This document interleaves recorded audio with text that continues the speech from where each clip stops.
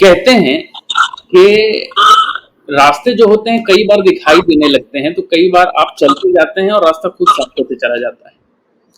अपने जीवन के अनुभवों को करने के बाद आपको अपना मूल्य लक्ष्य मिलता है और तब शायद आश्चर्य होता है कि क्या मैं इस चीज के लिए बन पाया था और मैं क्या सोच रहा था।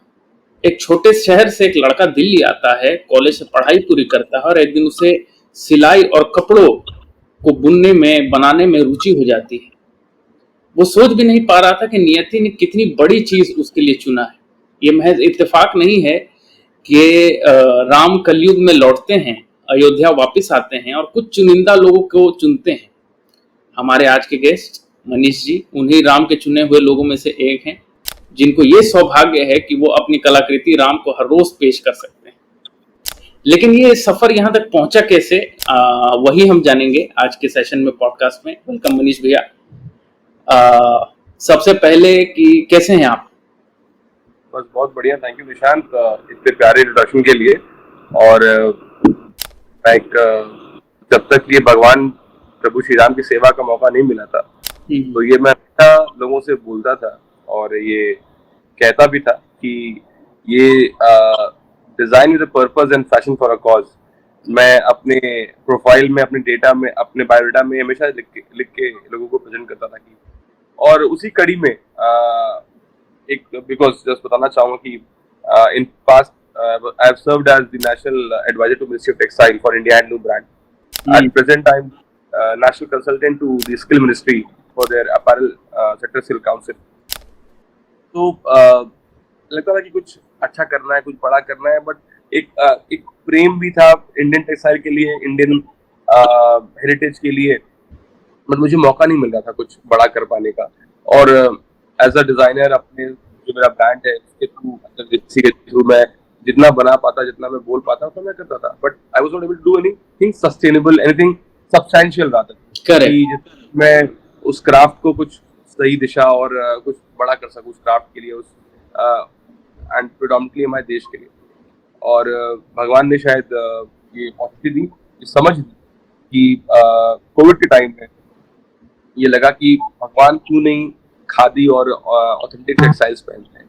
हम सब पूरा वर्ल्ड बात कर रहा है सस्टेनेबिलिटी की, पूरा वर्ल्ड बात कर रहा है ऑर्गेनिक की और इंडिजिनियस की और ऑल दैट की, talking discussing, but nobody thought that हमारा एक देश हमारा ऐसा जहाँ पे डीटीज की हैं जो सजाए जाते हैं।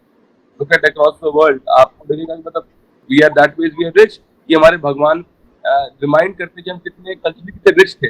बट आज कहीं ना कहीं भगवान, मेरा ऐसा मानना था कि भगवान को भी इंडियन ऑथेंटिक टेक्सटाइल्स में सजाना चाहिए और उनके लिए काम करना चाहिए। और इसी कड़ी में I approach UP government, UP khadi, and in 2021 we collaborated with UP Khadi Industry Village Board and we made the first outfit for प्रभु श्री राम विराजमान, जो वहाँ पे ऑलरेडी टेंट में भगवान होते थे उनके लिए बनाया। सो हम उस पर आएंगे, सो हमें अभी हमारे जो बच्चे हमें सुन रहे हैं वो क्लास 11th और 12th में हैं, तो आपको एकदम शुरुआत से शुरुआत करनी पड़ेगी। अभी मैं एकदम आपको लेके जाता हूँ आपके क्लास 11th में। आप 11th में कैसे थे? छोटा मनीष कैसा था? तो छोटा मनीष पे और जाना पड़ेगा पीछे, क्लास 5th में जाते हैं हम लोग, ठीक है। तो हम अच्छा करें यार, हम सारे बच्चे ऐसे हैं तो इसका मतलब है कि हम सब में इतने बच्चे यहाँ पे होंगे, ये सब अपने क्लास के स्टार होंगे अपने। हाँ। सारे बच्चे के जो कॉलेज की एनुअल डे में, फंक्शंस में सॉफ्ट बोर्ड सजाते होंगे, बनाते होंगे, जिनके पास उनके बैचमेट्स आते होंगे ग्रीटिंग कार्ड बनवाने के लिए, जिनके पास उनके मोहल्ले के लोग आते होंगे कि आज होलिका जलानी है तो उसके अरेंजमेंट करने के लिए, दशहरे के रावण बना तो उसके लिए, जन्माष्टमी की झांकी सजानी तो उसके लिए। मुझे ये सब मौके मिले करने के लिए, तो मैं आई वुड से कि I was lucky enough to live in such a community, to be in such a school जहाँ पे मुझे मौके मिले, जहाँ पे मैंने जन्माष्टमी की झांकी से लेकर रावण बनाने से लेकर सब कुछ किया।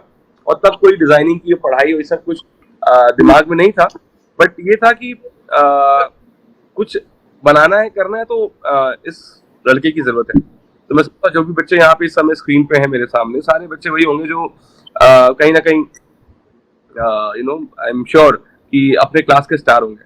हाँ। और मजे की बात क्या है कि जब हम ऐसी पढ़ाई करते हैं, आज तो चलो आज एक अलग दौर है, बट आज से 20 साल पहले और 25 साल पहले, 20 साल तो मैं दिल्ली में हूँ, उससे पहले talking about art and craft and design was kind of I wouldn't say it was a kind of a crime, it was more of a something which was taken passively कर लो, but मेन चीज तो ये करनी है। तो लगता है मतलब आप थोड़े लगता था, फील होता था कि हम कुछ मुझे कुछ अलग सा आता है, बट शायद उसको how to take it forward, how to make a career out of it was a big challenge. और तभी निफ्ट में आने का मौका मिला, निफ्ट की पढ़ाई की तैयारी करी और निफ्ट में आए। बट बताना चाहूंगा कि जो वो छोटी छोटी चीजें मैंने करी स्कूल टाइम में, अपने बचपने में, मोहल्ले में किया, जो फेट लगता था, वो चीज ऐसी थी जिन चीजों ने मुझे शायद बहुत कॉन्फिडेंस से भरा कि मैं ये चीजें कर सकता हूँ। सो इस मौके में निफ्ट के दिनों में जानते हैं आपको निफ्ट में कौन सा डिपार्टमेंट था, और उसका डिटेल बताइए कि उस आपके निफ्ट के समय में दौर कैसा था निफ्ट का, कैसे लोग थे, कैसे टीचर्स थे? तो निफ्ट में तो अगेन निफ्ट मेरे लिए, अब मैं बोलूंगा लगेगा कि बड़बोलेपन में बोल रहा हूँ ऑफिसों की, but NIFT was a temple for me, because जो भी कुछ कर रहा हूँ निफ्ट, जो सीखा है, जो कर रहा हूँ, जो आगे करूंगा, वो निफ्ट की वजह से वही सीखा है, सब कुछ वहां से बने। उसके पहले एक अलग चीज थी, आज निफ्ट में वो 4 साल जो बीते वो एक अलग चीज था। और डेफिनेटली निफ्ट के दिनों में जो सबसे अच्छी बात करती, जो जिस चीज पे जो हम जिस चीज को करने के लिए या करने के बाद हम स्कूल के टाइम में ताली बजाते थे, निफ्ट में आने में पता लगा इस चीज की एक कमर्शियल वैल्यू भी है, इस चीज की एक अलग इस चीज की एक अलग पहचान इससे मिल सकती है, इस चीज से हमें अलग से एक कोई मतलब I mean huge respect I thought की जो लगा कि इस काम का अच्छा ये चीज है। तो मैंने चीज इससे ऐड करना चाहूंगा निशान, हम पहले तो अपने टैलेंट पे काम करते हैं स्कूल टाइम में, फिर हमें आता है कि हम सीखते हैं कॉलेज में अपनी वैल्यू बनाना सीखते हैं, हम भूल जाते हैं कई बार, बच्चे आज के नई डेट में आते हैं ना, वो पहले ही अपनी प्राइसिंग के बारे में बात करने लगते हैं। मैं समझता हूँ कि निफ्ट ऐसा इंस्टीट्यूट हो या आप एक अच्छे डिजाइन इंस्टीट्यूट में पढ़ने जाएंगे ना, तो वो आपको ना वैल्यू बनाकर देता है, so it gives you value. फर्क होगा बच्चों, आप समझना इस चीज को कि वैल्यू और प्राइस में फर्क क्या है। लोग सोचते हैं, आप पूछेंगे अरे इतने पैसे कमा लेंगे, इतने रुपए मिल जाएंगे, हम सिर्फ प्राइस की बात कर रहे हैं, हम वैल्यू की बात नहीं कर रहे। आज मेरी वैल्यू हो सकता है 10 रुपए की हो और मैं प्राइस सिर्फ मुझे 2 रुपए मिल रहा है, बट मेरी वैल्यू 10 रुपए की है। अगर मेरी वैल्यू 10 रुपए की और मैंने 2 साल अपनी प्राइस में कॉम्प्रोमाइज कर लिया, तो शायद जब कल को मेरी वैल्यू 50 रुपए हो जाएगी ना, तो मुझे लोग मेरी प्राइस भी 100 रुपए देने को तैयार हो जाएंगे।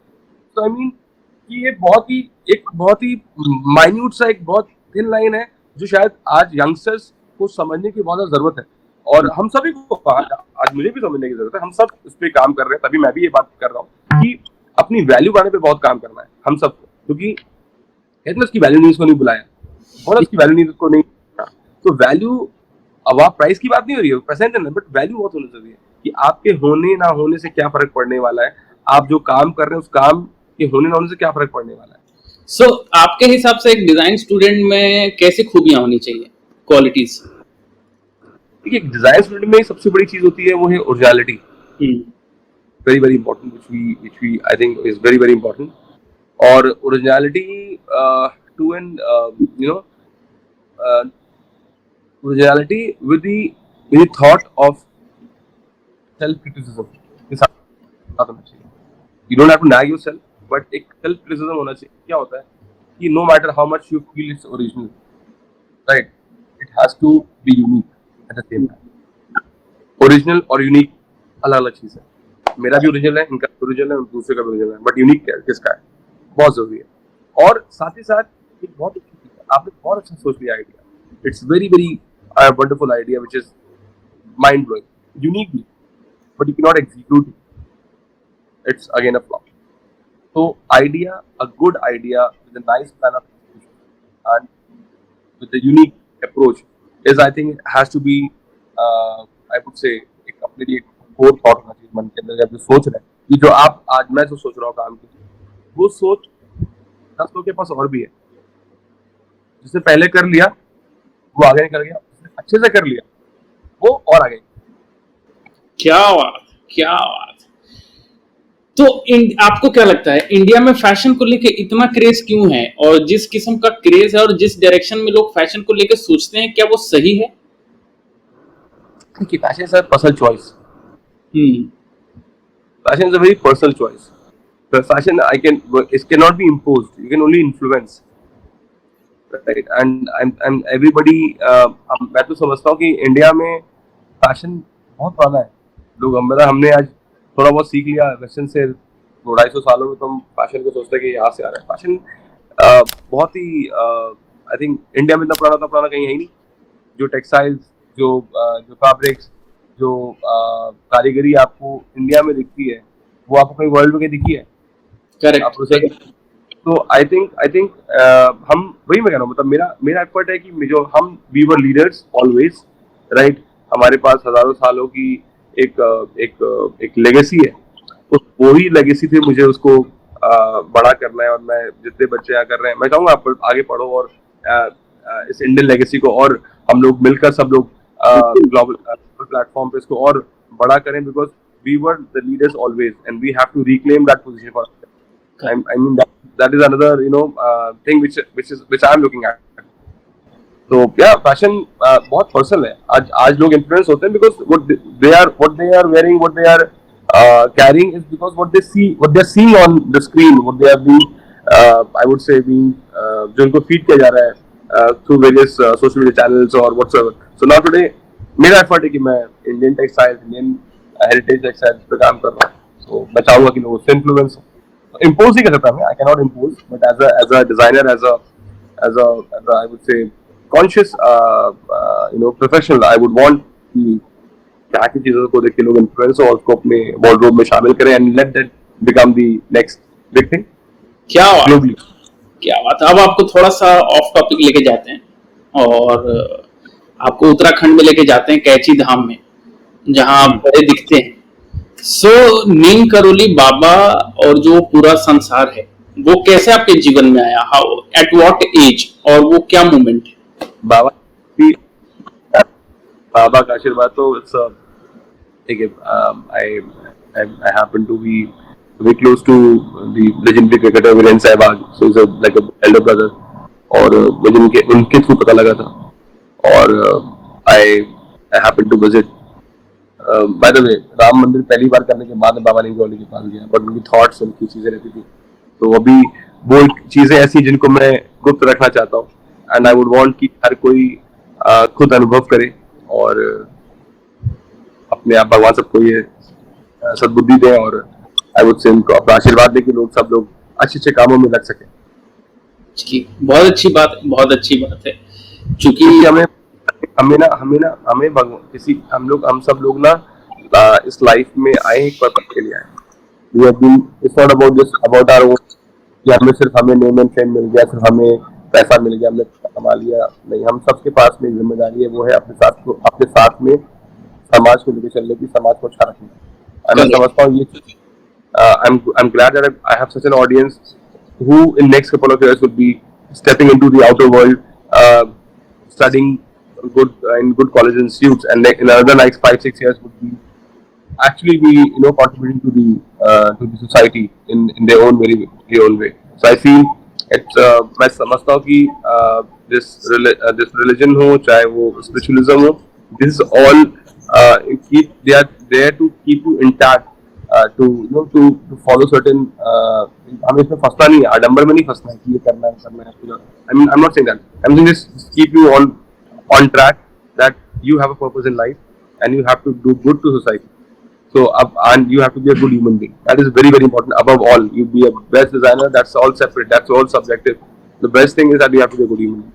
करेक्ट बात है. क्योंकि ये आजकल के वो बच्चे हैं, शायद इनको कोई बताने वाला नहीं है या बताएगा नहीं, या इनको बहुत अलग अलग फॉर्म में इंफॉर्मेशन मिलेगा कि हमारा देश स्पिरिचुअलिज्म में और एक बड़े बड़े गुरुओं के कितना आगे है और कितना समृद्ध है, हमारा रिच कितना कल्चर है और कितने महान गुरु रहे हैं हमारे पास. तो ये बेहद जरूरी था. तो हम आते हैं अब सीधा अयोध्या प्रोजेक्ट पर. और ये सफर शुरू कैसे हुआ? पहली ये चिंगारी कहाँ से लगी?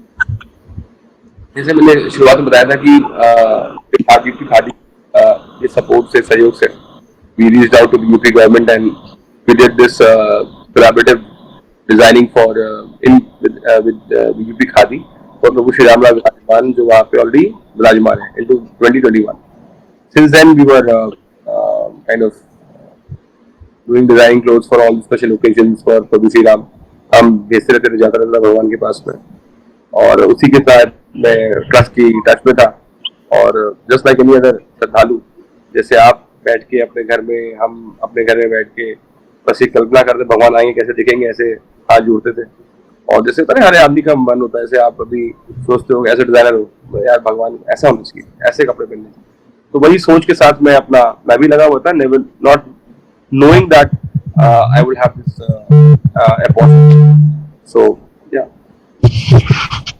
So Opportunity और मिल गया. मतलब मेरे लिए बहुत surreal है, Nishant, to be very honest, because this was not less than any miracle.